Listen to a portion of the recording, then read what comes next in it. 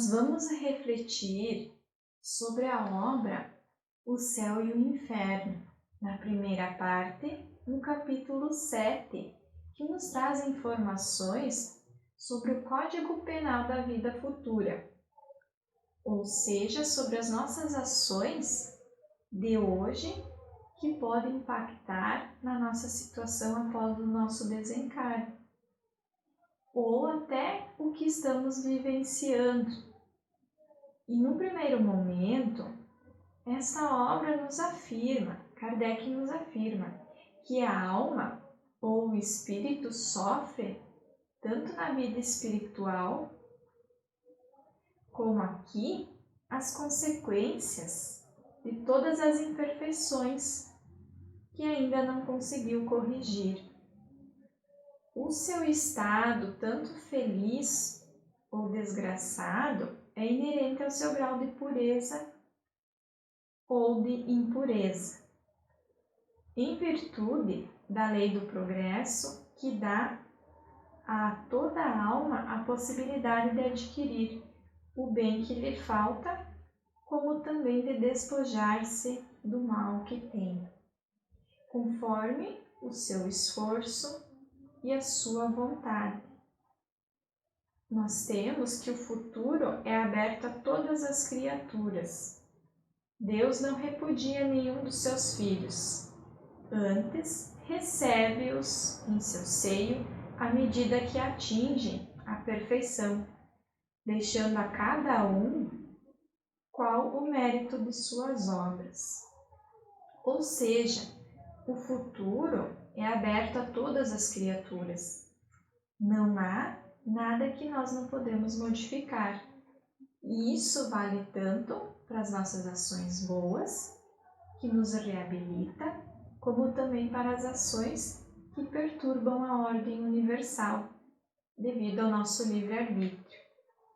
E por ser justo e bom, Deus, em seu infinito amor, permite que nos reabilitemos, que recebemos conforme os nossos méritos. E a doutrina espírita é uma proposta de amor. Preconiza que não existe erro que não seja passível de correção. Todos nós, sem exceção, erramos. E quando isso acontece, as soberanas leis nos permitem a qualquer momento a reabilitação, que é um instrumento para reparar os nossos erros.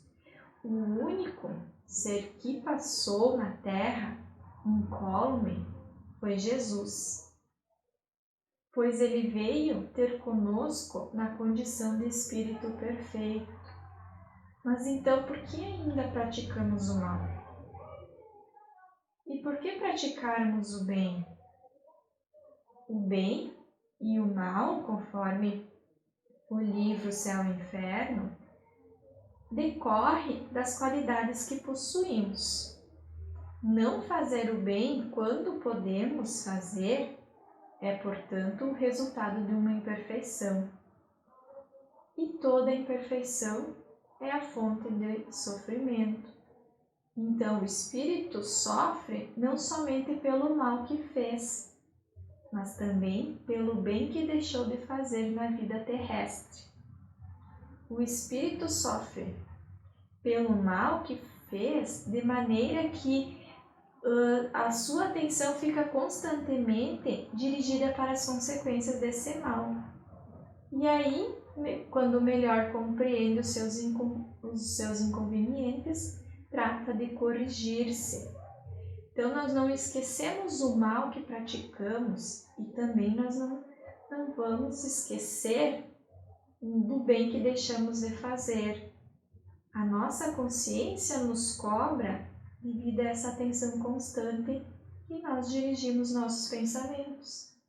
Da mesma maneira, quando a gente está diante de um problema ou de algum sofrimento, nós temos a opção de focar os nossos pensamentos apenas na dor, ou então de procurarmos nos corrigir olhando esse problema frente a frente, sem fugirmos.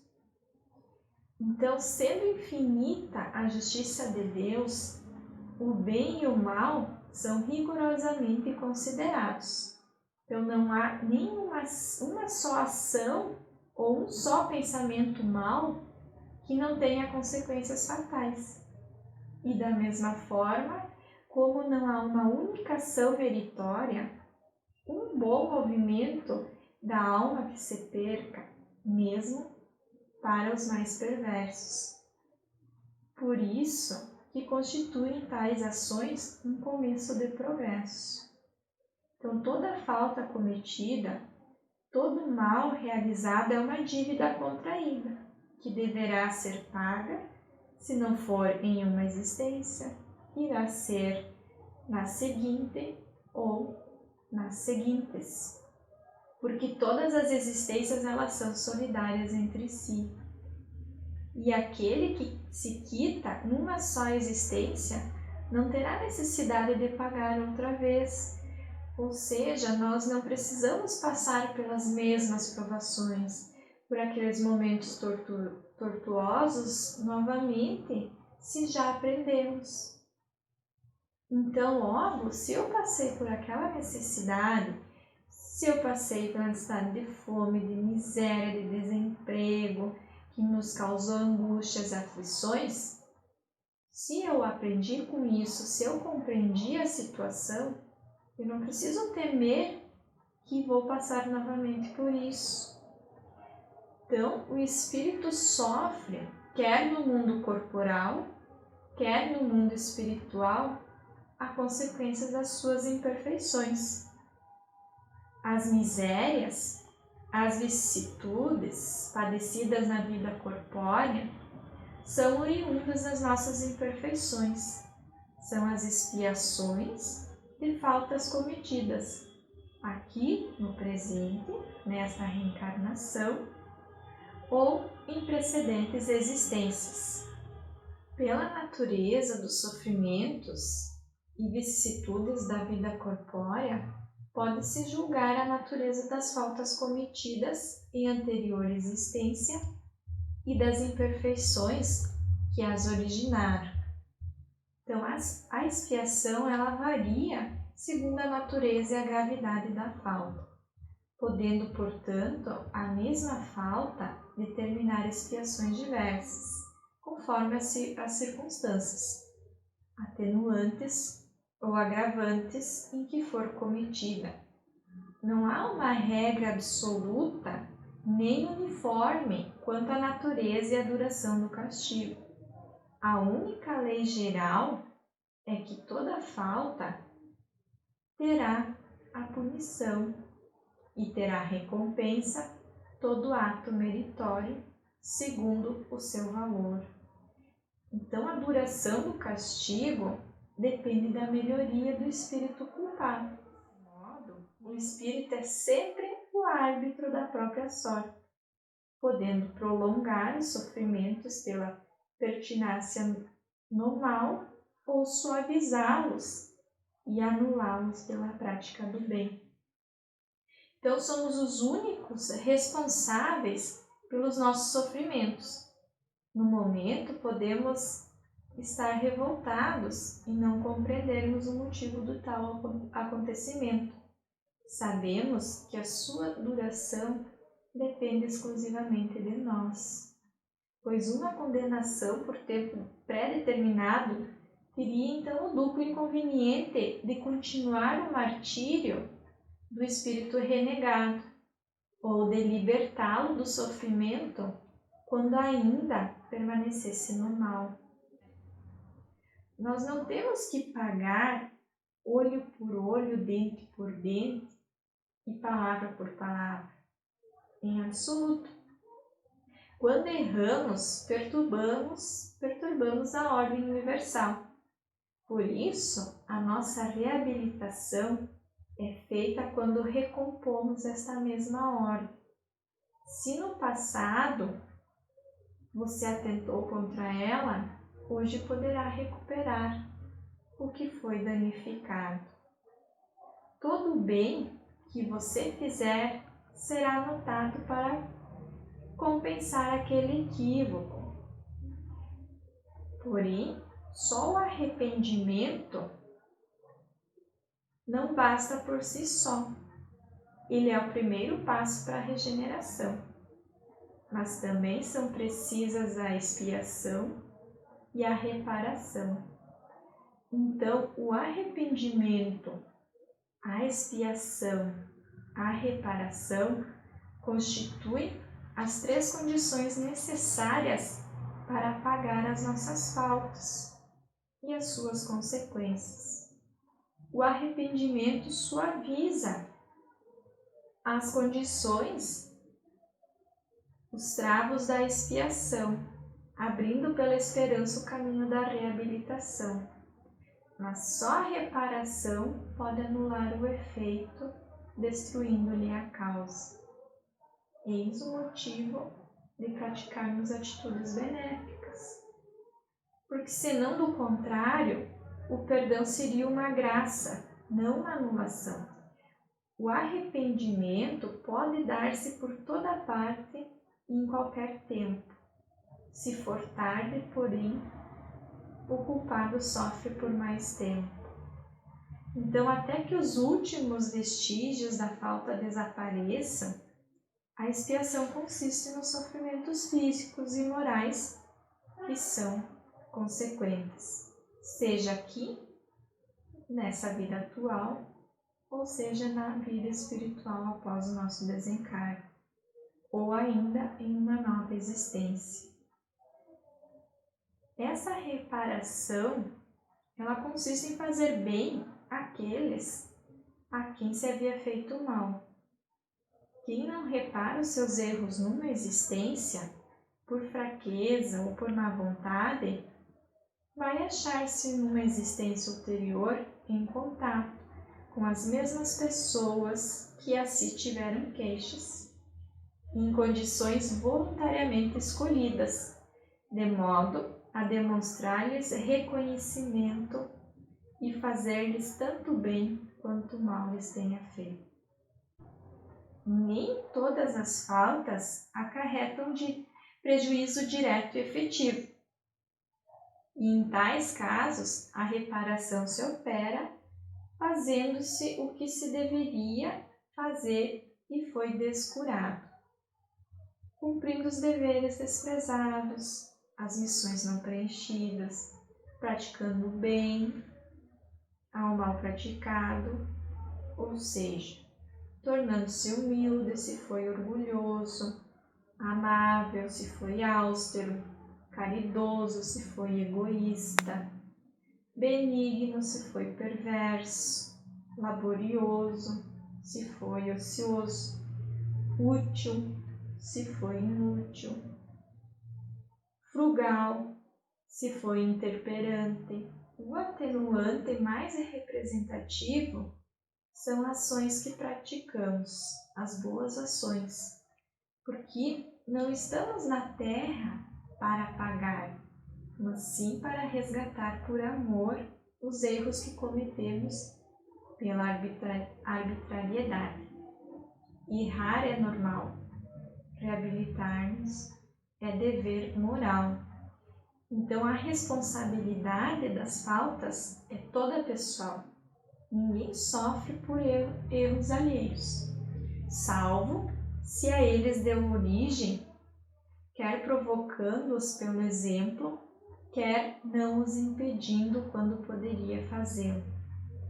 O único meio de evitar ou atenuar as consequências futuras de uma falta está no repará-la, desfazendo-a no presente.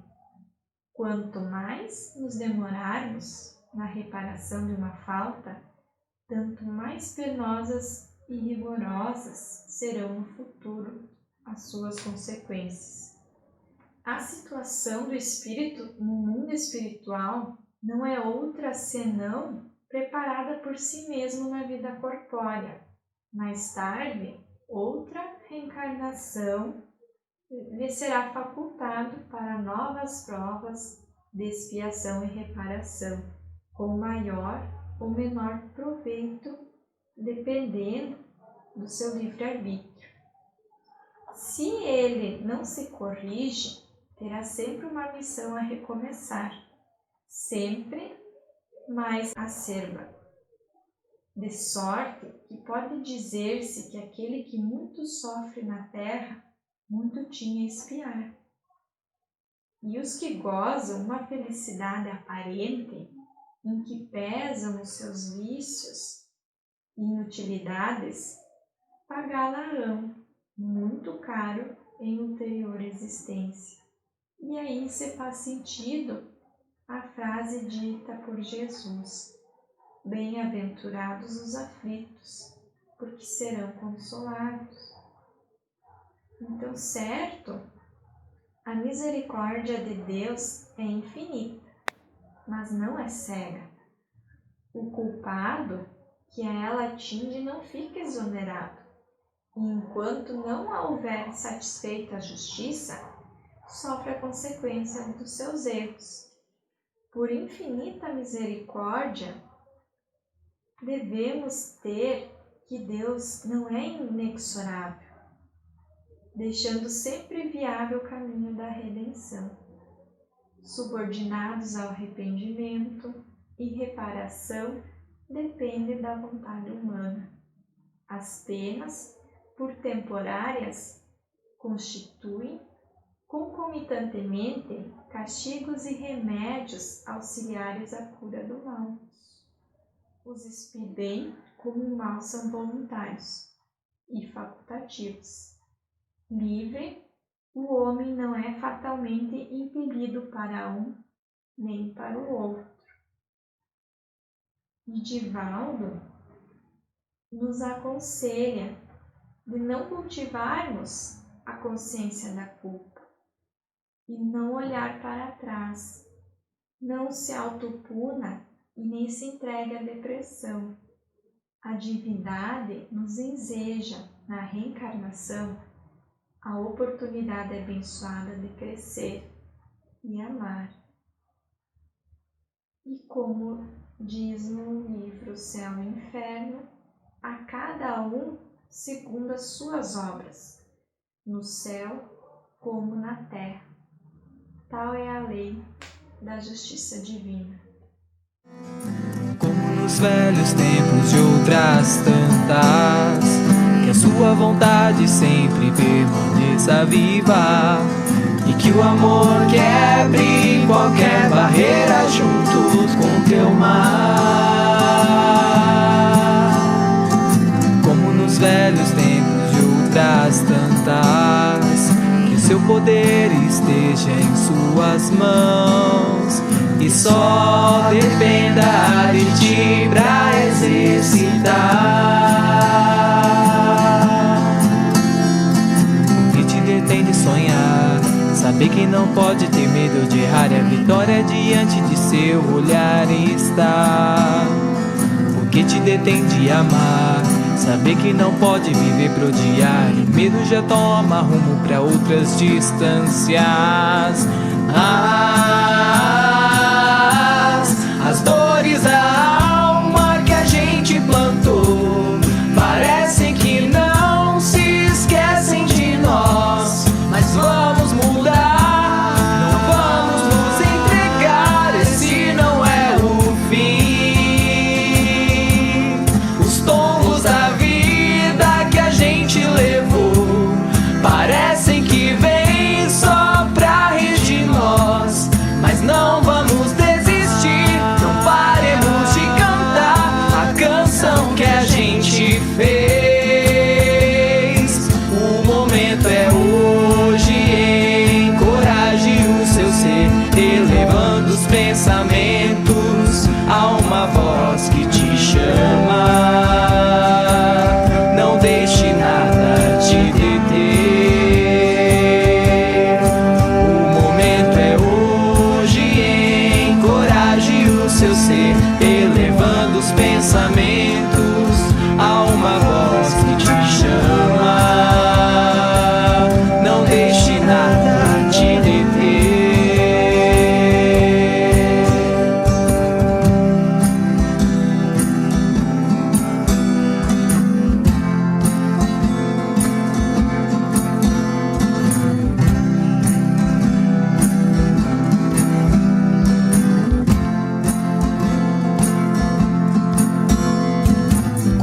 velhos tempos de outras tantas, sua vontade sempre permaneça viva, e que o amor quebre qualquer barreira junto com teu mar.